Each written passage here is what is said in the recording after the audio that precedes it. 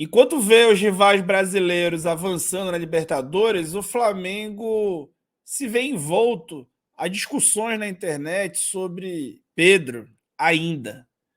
O assunto é muito chato e esse vai ser o último vídeo que eu pretendo fazer a respeito, a não ser que seja criado algum fato novo. Mas o Daverson falou algumas coisas ali sobre o Pedro na movimentação, expôs uma estratégia do Cuiabá que eu acho importante a gente falar aqui, afinal de contas é sobre tática e esse canal aqui ele é para falar disso, então se você teve acesso a um conteúdo que ficou viral sobre tática, é minha obrigação vir aqui tentar esclarecer um pouquinho. Então será que a fragilidade defensiva do Flamengo é oriunda a não marcação do Pedro?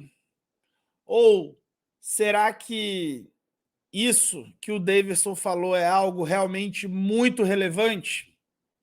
Ou será que o Pedro não tem capacidade de fazer essa marcação alta melhor?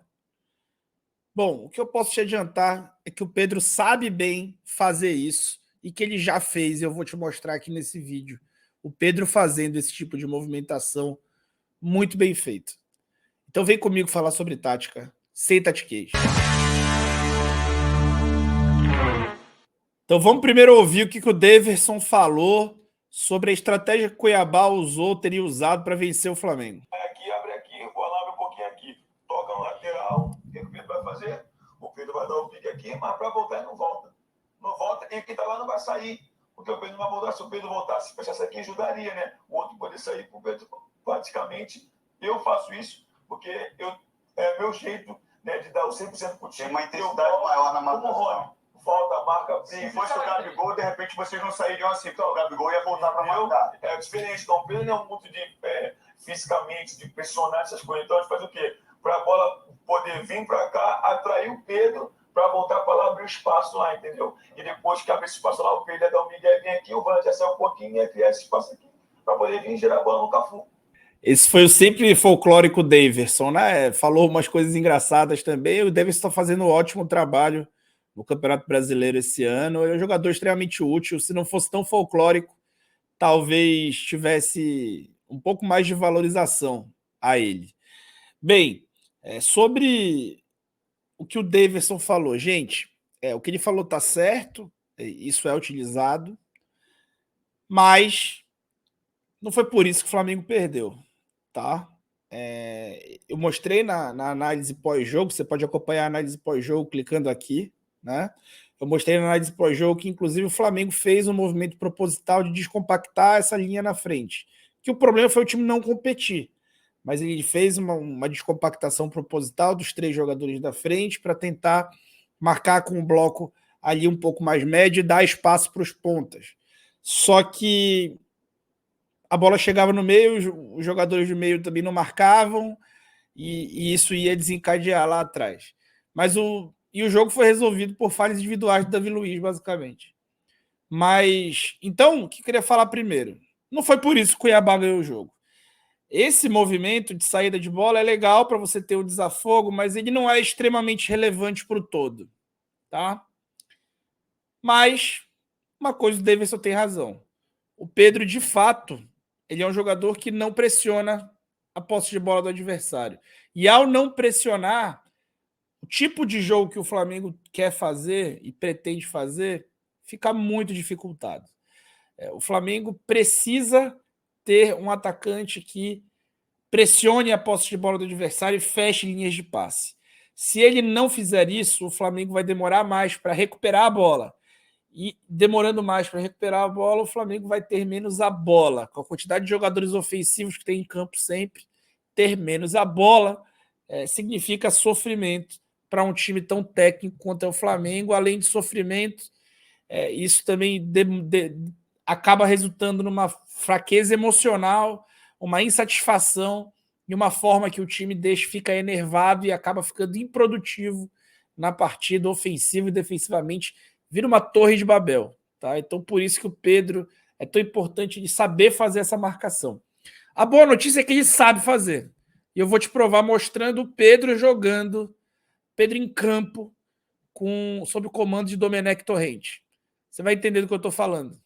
Então você vai ver primeiro ele saindo para marcar a linha de passe, fechando a linha de passe do Thiago Heleno, fazendo ele sair com bola e tudo. Isso é um trabalho importante. Depois, no momento com bola, ele sai pelo lado, deixando espaço por dentro para ser atacado ali pelo Bruno Henrique e conseguindo fazer a associação que o jogo de posição pede. De novo ele por fora, o Bruno Henrique por dentro. Agora ele por dentro jogando a um toque, fazendo um belíssimo passe para o Bruno Henrique, mais por fora, e conseguindo fazer bem a troca de posição. E aí, sem a bola, olha o vigor que ele vai para fazer a marcação alta. Ele vai fechar a linha de passe muitas vezes e vai fazer a marcação mais alta. Aqui com a bola, ó, de novo, ó, veja que ele vai dar uma voadora na bola para interceptar a linha de passe. Gente, a gente não vê o Pedro fazer isso há muito tempo. Agora, ofensivamente, o desempenho não foi prejudicado, muito pelo contrário, ele estava participando muito do jogo, ativo, confiante. Olha o golaço que ele fez de esquerda. O cara trabalhar bem sem bola não significa que ele vai trabalhar menos com, sabe? Isso é uma falsa simetria que muita gente tenta criar. Vocês viram que a quantidade de ações dele sem a bola no jogo foi mais do que a quantidade de ações dele com bola. Isso aí, gente, foi o período pré-demissão do Domenech, tá? Esse foi o penúltimo jogo do Domenech no Flamengo. O último jogo do Domenech no Flamengo em casa, 45 primeiros minutos desse jogo. O Pedro fez 2 gols, trabalhou muito sem a bola. Vocês viram que ele ajudou o time a ficar com a bola em todas as vezes que ele apareceu aí na imagem no momento defensivo. E teve ali, antes do Dorival Júnior chegar, o seu grande momento no Flamengo com o Domenech Torrente. Então, lógico, o grande momento dele foi no último ano, Rei da América, com o Dorival. Antes desse momento, o grande momento que ele tinha tido no Flamengo tinha sido com o Domenech, que é adepto do jogo de posição, bebe nas mesmas fontes do Sampaoli e que exigiu dele uma determinada função que ele cumpriu muito bem na época. Então, assim, o que foi que mudou? O que mudou? Por que o Pedro, daquela época, um pouco mais jovem, mas ele tem 26 anos hoje, continua um jovem, o que o Pedro tinha que ele não tem mais? É alguma característica física ou será que é alguma mentalidade de jogo que mudou por ter conquistado o que conquistou na última temporada e achar que não precisa mais cumprir esse tipo de ordem? O que foi que mudou na cabeça do Pedro que fez ele parar de executar algo que ele executou tão bem como vocês viram nessas imagens? Gente, tá certo que o Pedro é um grande atacante, é um craque e precisa ser tratado como tal. Tá certo que o Flamengo não pode abrir mão dele. Tá certo que o Sampaoli tem que se adaptar um pouquinho e tentar trazer ele de volta. Mas, gente, também tá certo que o Pedro não pode executar uma partida como executou contra o Cuiabá. Claramente ali não estava a fim de estar ali, muito claramente. Os lances com e sem bola dizem isso muito claramente. E também está certo que o Sampaoli pode querer que ele execute essas funções. E também está certo que, caso ele não execute, ele não precisa ser escalado. Para jogar num time como o Flamengo, que quer ser dominante com bola, o centroavante também precisa trabalhar sem bola. Como o Benzema trabalhava no Real Madrid, mesmo com um técnico que não é adepto do jogo de posição, Benzema trabalhava para caramba com e sem a bola, trocando de posição com a bola, sem a bola baixando. Como o Lewandowski faz isso, maior centroavante dos últimos tempos do futebol, faz isso com um técnico adepto do jogo de posição, como é o Xavi. Como o Haaland só joga no City porque faz isso. Então, que nível o Pedro quer chegar? Pedro é muito fã do Ibrahimovic, como a gente falou aqui no canal. Tem um outro vídeo muito interessante sobre isso. O Ibrahimovic, talvez por isso, não tenha conseguido jogar no Barcelona. Por isso não tenha ganho uma Champions. E por isso talvez tenha ido um pouco cedo até do que deveria ter ido para os Estados Unidos. É um craque, vistoso, lindo de ver jogar. Eu sou fã, assim como sou fã do Pedro. Mas aonde o Pedro quer chegar na sua carreira?